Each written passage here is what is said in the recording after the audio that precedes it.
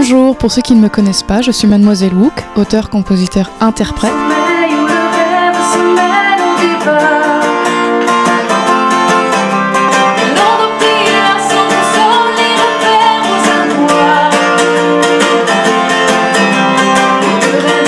Je vous invite le 6 décembre à Lisieux au Vert Loisir pour découvrir quelques titres de mon 3e album qui sort en 2014.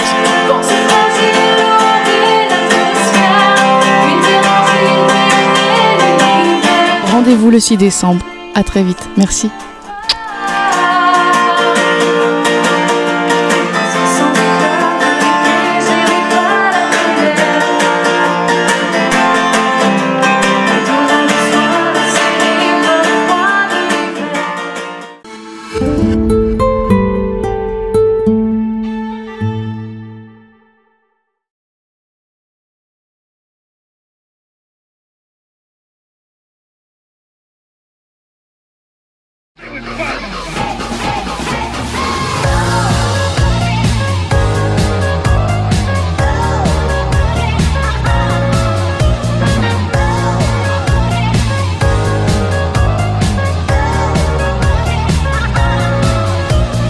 Bonjour, bienvenue sur TV Lisieux, la web TV de l'Exovien pour un nouvel épisode au musée d'art et d'histoire.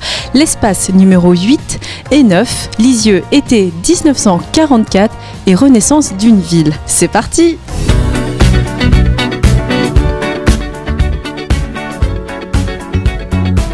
Bonjour Mathilde Rouénard. Bonjour. Alors nous nous trouvons actuellement dans l'espace numéro 8 du musée. Quel est le thème principal de cette pièce ? Eh bien cette pièce s'intitule Lisieux été 44 car elle va reconstituer les différents événements qui ont jalonné la vie de Lisieux de 1940 jusqu'à 1945. Autrement dit, ici, ce que l'on va retrouver comme objet, il s'agit principalement d'iconographie, c'est-à-dire soit de représentations, de dessins ou de peintures qui ont été réalisées par des lexoviens, des artistes lexoviens, mais aussi de photographies, comme celle qu'on a juste derrière vous, qui nous permettent de constater dans quel état se trouvait Lisieux en ruine après les bombardements de 1944, ainsi que certains objets comme celui qui se trouve ici, qui est complètement décomposé puisqu'il s'agit ici d'éclats d'obus qui se retrouvent en tout cas ici dans cette pièce, qui ont été découverts après les bombardements de Lisieux au Carmel. Quel est le bilan de la ville de Lisieux après la guerre ? Bien, ce bilan est désastreux puisqu'il faut quand même s'imaginer qu'on a une ville qui est à 80% dévastée avec près donc de 1500 blessés, 1000 morts, et sur une ville qui comptait environ 16 000 habitants, 7 000 d'entre eux sont sinistrés et 3 000 partiellement sinistrés. Donc on a vraiment une ville qui est totalement en ruine, dont il ne reste que quelques bâtiments qui sont encore debout, mais finalement où toutes les infrastructures sont dévastées, où les voies de communication sont pratiquement inexistantes, et où finalement on a une ville qui n'existe plus et qui est quasiment rayée de la carte. C'est ce qu'on peut voir sur la photographie aérienne qui se trouve juste sur ce mur à droite. C'est parti, on va aller voir. Donc cette photographie aérienne a été prise donc par les Alliés le 22 août 1944, ce que vous voyez ici, puisque la ville a été libérée le 23 août 1944. Et vous voyez un petit peu l'état de la ville, c'est-à-dire tous ces bâtiments qui sont tombés. Donc c'est la raison pour laquelle ce que nous on a choisi d'explorer dans la prochaine exposition, ce sera vraiment le témoignage des populations civiles, c'est-à-dire ce qu'elles ont pu vivre ou ressentir face à tous ces événements, mais à partir de l'occupation qui a eu lieu dès 1940 jusqu'à la libération en 1944. Alors si c'est une ville détruite, il faut qu'on repasse à la reconstruction, c'est bien ça ? Oui, effectivement, c'est une ville qui est dévastée, donc il va falloir la reconstruire. On va passer par de l'habitat transitoire et puis ensuite on va passer vers une ville nouvelle, en tout cas qui va revêtir un nouveau visage. Nous allons donc nous diriger dans l'espace numéro 9 qui est consacré à la reconstruction de la ville de Lisieux. Alors nous voici dans l'espace numéro 9 du musée qui est consacré à la reconstruction de Lisieux. Pouvez-vous m'en dire davantage ?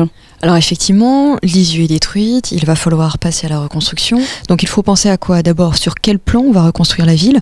Là, en l'occurrence, les architectes vont se baser sur le parcellaire gallo-romain. C'est celui que donc on a découvert dans la toute première séquence.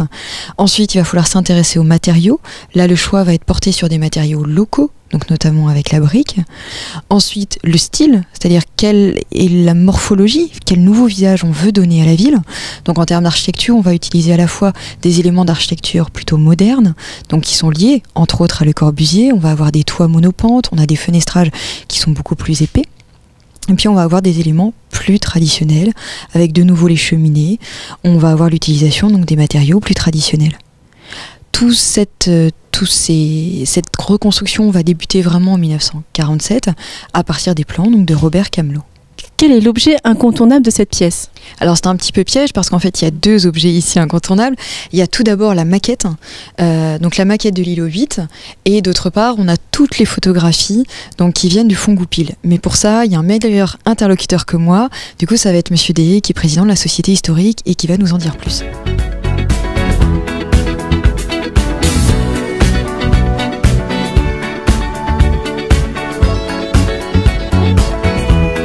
Bonjour.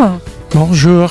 Alors vous êtes président de la Société historique de Lisieux et vous êtes là pour nous présenter en fait la maquette de l'îlot 8. Oui, effectivement, ça fait 11 ans que je préside l'association et je suis membre depuis une quarantaine d'années de cette association. Pouvez-vous nous faire une présentation de la maquette du l'îlot 8? Oui, bien sûr.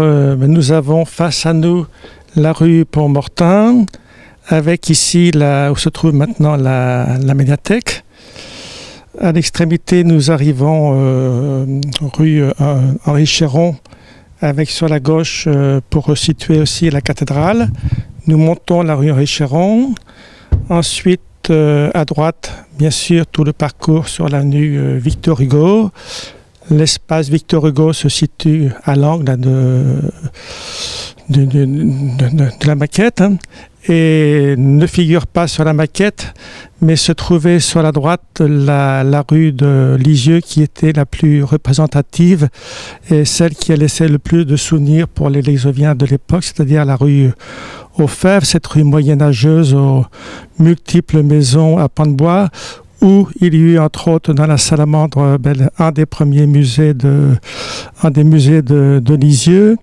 Et cette rue présentait tant d'intérêt que l'archiviste de la Société historique de l'époque, qui fut aussi secrétaire de la mairie, qui contribua à la création de ce musée, évoque dans son journal, évoque en 1943 une réunion en mairie dont son objectif était de faire classer toute la rue, de la faire classer monument historique.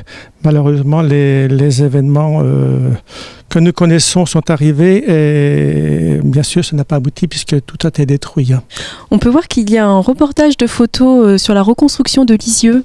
Alors ici, effectivement, on a choisi de pouvoir présenter le développement et la reconstruction de Lisieux de 1947 jusqu'à 1975, puisque c'est le développement de Hauteville, via une composition graphique, puisque la plupart des documents originaux sont vraiment très fragiles. Donc dans cette composition graphique, il y a des photos contemporaines que nous, on a pu prendre récemment, également des documents de type carte postale qui viennent du musée, ainsi que des documents comme celui-ci qui viennent des archives départementale du Calvados. Et enfin, il y a le fond le plus important, ce sont les photographies qui ont été présentées et qui ont été reproduites ici et qui nous ont été, que la Société historique a accepté en tout cas que l'on puisse reproduire. Mais là, je vais laisser Monsieur Deshayes vous en dire plus. Oui, merci Madame. Les photos à Site Goupil, c'est un vrai sauvetage qu'on a eu l'opportunité de faire en 2002, puisque nous avons été informés qu'il y avait un énorme lot de plaques de verre qui se trouvaient en ville et qui étaient prêtes sous 48 heures à partir à la déchetterie. Donc nous avons pu les sauver rapidement. Il y en a environ 13 500, ça représente 900 kilos. Elles étaient rangées dans des boîtes avec quelques indications.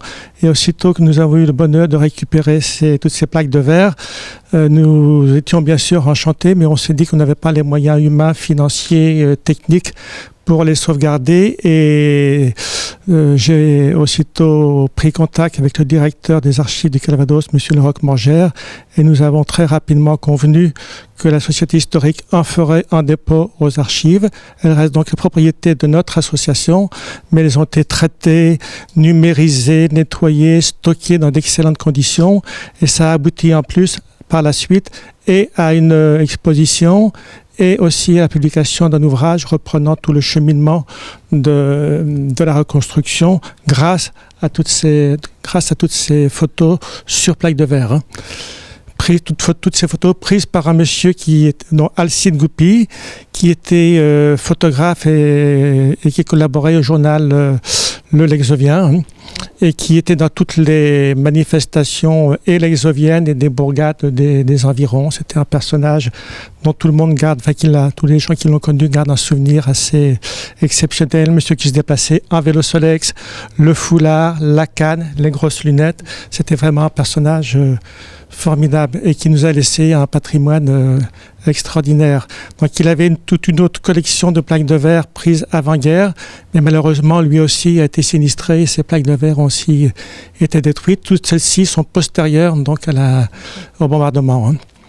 Donc c'est un trésor déposé aux archives et que nous sommes aussi contents de mettre à disposition dans différentes opportunités, dont celle-ci. Et ce qu'il faut savoir aussi, c'est qu'il y en a 1300, je crois, qui sont consultables sur le site internet des archives du Calvados. Donc chacun peut les consulter de chez soi.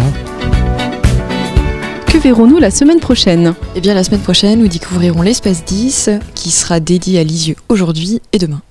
Mais ça sera dans le prochain épisode. On va se quitter en musique avec Michel Magne. Merci et à bientôt sur TV Lisieux.